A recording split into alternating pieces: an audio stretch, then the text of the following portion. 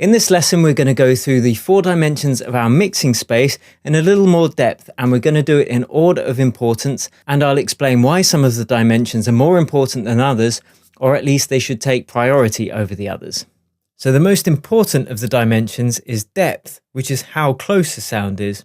You could also look at this as how loud a sound is. So we control how close a sound is primarily with volume, but we do have a few more tricks in our arsenal. We can also make it sound further back in the room or our mix space with reverb and also with compression of dynamics. So if we have a higher volume with very little reverb, it sounds very close to the front of the stage. If it's lower in volume and got more reverb, or we've smoothed the transients, which is kind of what reverb does, then it sits further back in the mixing space. Now, transients are how hard a sound hits. So a drum might have a fast transient, whereas an orchestral string will have a very slow transient. Now, there are so many tools you can get caught up with, but let me tell you now that the level or the volume is the most important tool in mixing. Everything else comes after this. So just bear that in mind as we move through the course. Now, the second most important of the dimensions is frequency. So as we saw in the diagram of our mixing space, frequency is the height of the room basically, and frequency determines the pitch of a sound. Now, the highest that human beings can hear is 20 kilohertz, which is our ceiling, and that's really higher than most people can hear.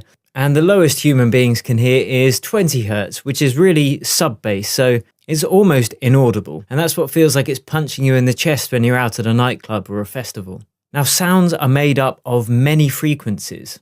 It's not just one frequency per sound. So my voice, for example, has a lot of mid-range frequency in it, but you can also hear there's bass as well, and of course treble.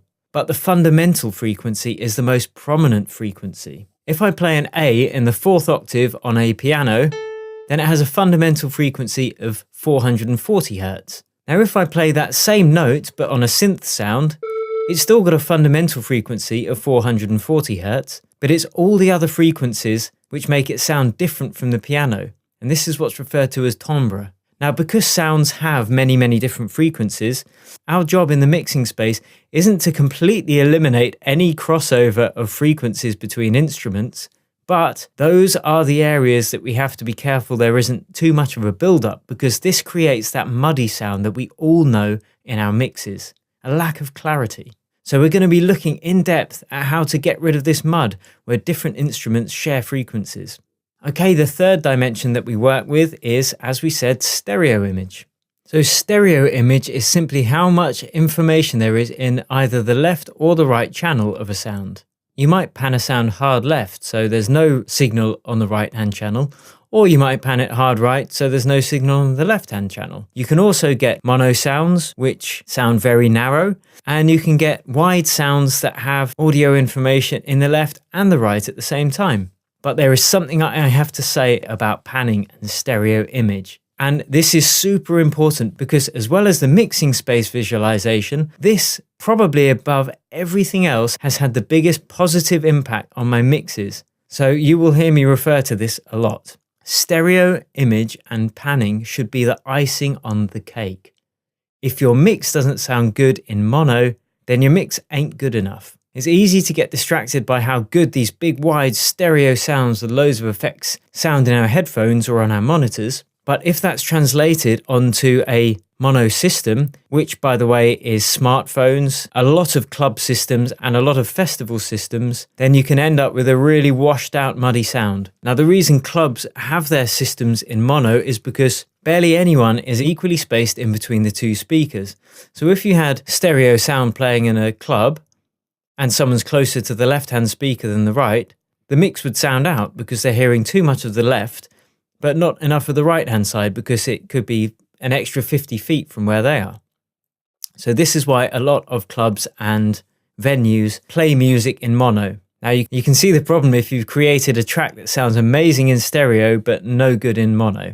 But we'll look into this more a bit later. And the 4th dimension is time. Now I can't really say this is less important than the others because it's when the different sounds occur. So you might have a snare that plays, but then you want to replace it temporarily with a clap sound that fills the same spot in the mixing space.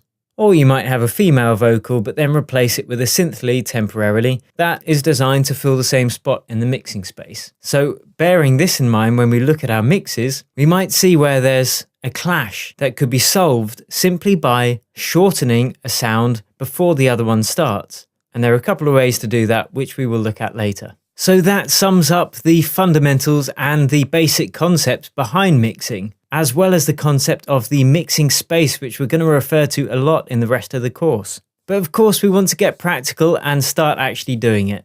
So head over to your first action step to get a quick win.